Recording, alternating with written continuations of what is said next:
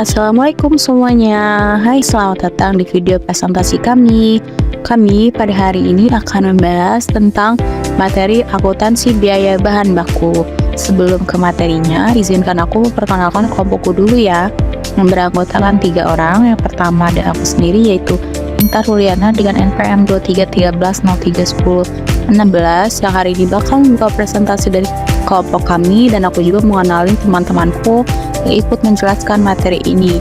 Nah, yang pertama ini ada Uni Wayan Farah Wulandari dan NPM 2313031017, dan yang kedua ada Marat Soliha dengan NPM 2313031025. Kami berharap presentasi ini tuh bisa bermanfaat dan mudah dipahami oleh kalian semua. Yuk langsung kita mulai ke materinya.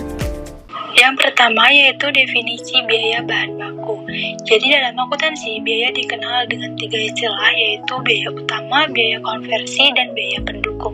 Di mana biaya utama merupakan biaya yang dapat ditelusuri langsung ke proses produksi. Misalnya bahan baku yang menjadi komponen utama suatu produk. Biaya konversi ini juga akan mencakup biaya yang timbul dalam pengolahan bahan baku serta tenaga kerja langsung yang terlibat dalam proses produksi. Next, di slide PPT selanjutnya yaitu tentang prosedur pengendalian bahan baku. Di sini pengendalian bahan baku ini merupakan unsur yang sangat penting dalam akuntansi biaya, di mana karena bahan baku langsung memiliki kontribusi yang signifikan terhadap harga pokok produksinya.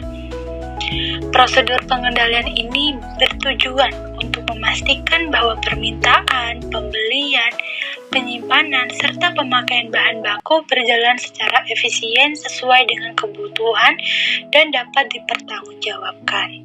Selanjutnya ada prosedur pengendalian bahan baku. Yang pertama ada permintaan bahan baku. Ini merupakan tahap pertama dari bagian produksi, di mana permintaan harus dibuat melalui dokumen formal berupa bon permintaan.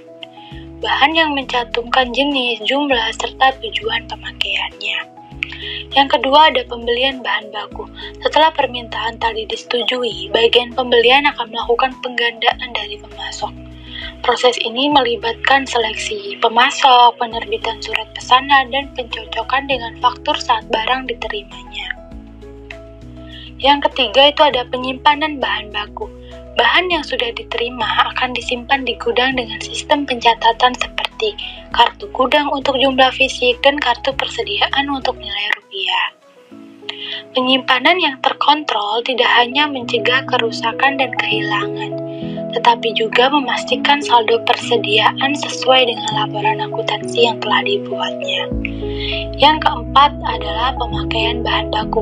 Ini merupakan tahap terakhir dari proses produksi. Jadi pengeluaran bahan harus berdasarkan bon permintaan yang telah disetujuinya, lalu dicatat dalam akun barang dalam proses. Dengan demikian, biaya bahan baku dapat dialokasikan secara tepat pada produk yang dihasilkan. Di sini juga terdapat jenis-jenis dokumen pendukung. Yang pertama, bukti permintaan bahan. Bukti permintaan bahan adalah dokumen tertulis yang digunakan oleh bagian produksi untuk meminta bahan baku atau bahan penolong dari bagian gudang. Menurut Bustami dan Nurlaila yang menjelaskan bahwa bukti permintaan bahan ini berfungsi sebagai perintah pengeluaran barang dari gudang untuk dipakai dalam proses produksi. Dokumen ini merupakan otorisasi formal yang memberikan wewenang kepada bagian gudang untuk mengeluarkan barang sesuai dengan permintaan yang telah diajukan.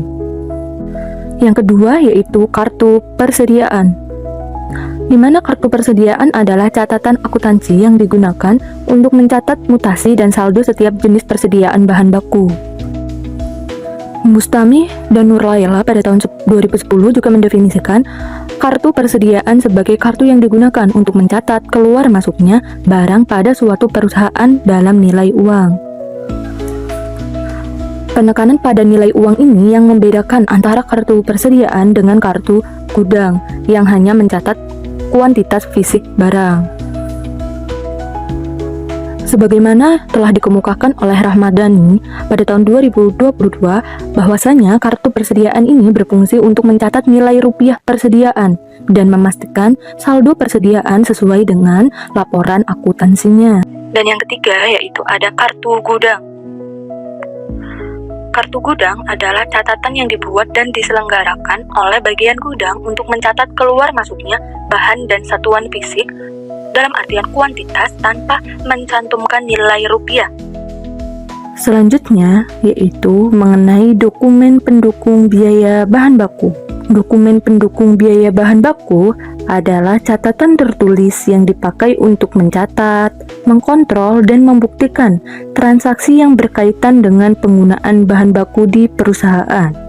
Dokumen ini berfungsi sebagai alat pengendalian intern dan dasar pencatatan akuntansi. Dalam konteks pengolahan persediaan bahan baku, dokumen-dokumen seperti bukti permintaan bahan, bukti persediaan, dan kartu gudang merupakan alat utama dalam proses pencatatan dan pengendalian yang saling terkait.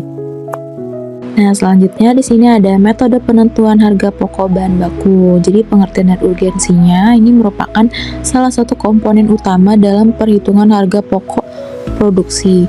Nah, penentuan harga pokok yang tepat membantu perusahaan dalam mengendalikan biaya, menentukan harga jual, dan menyusun laporan keuangan yang akurat. Pemilihan metode penilaian harga pokok bahan baku ini dipengaruhi oleh berbagai faktor nih.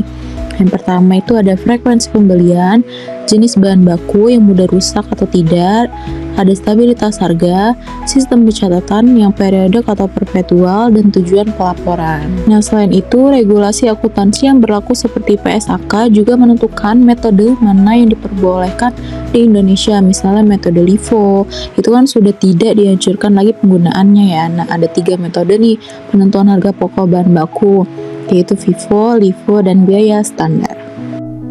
Yang pertama nih ada metode FIFO atau first in first out. Metode ini mengasumsikan bahwa barang yang pertama dibeli adalah barang yang pertama dikeluarkan untuk produksi. Dalam kondisi inflasi, metode ini itu akan mencatat harga pokok produksi yang lebih rendah karena menggunakan harga lama, sehingga laba itu terlihat lebih tinggi dan nilai persediaan akhir juga tinggi karena dihitung dengan harga baru. Nah, kelebihan metode ini itu lebih realistis secara fisik dan mudah diterapkan dalam sistem pencatatan. Yang kedua ada metode LIFO atau last in first out. Berbeda dengan FIFO, metode LIFO ini menggunakan asumsi bahwa barang yang terakhir dibeli adalah yang pertama kali digunakan dalam produksi. Tapi metode LIFO ini kan sudah tidak dianjurkan lagi ya penggunaannya di Indonesia. Nah, yang ketiga ini ada metode biaya standar atau standar costing. Dalam metode biaya standar, perusahaan itu menentukan terlebih dahulu nih harga standar untuk setiap jenis bahan baku. Nah, selisih antara harga aktual dan standar itu dicatat sebagai varians. Nah, namun penggunaan metode ini itu harus disertai dengan evaluasi berkala terhadap harga standar agar tetap relevan dengan kondisi pasar.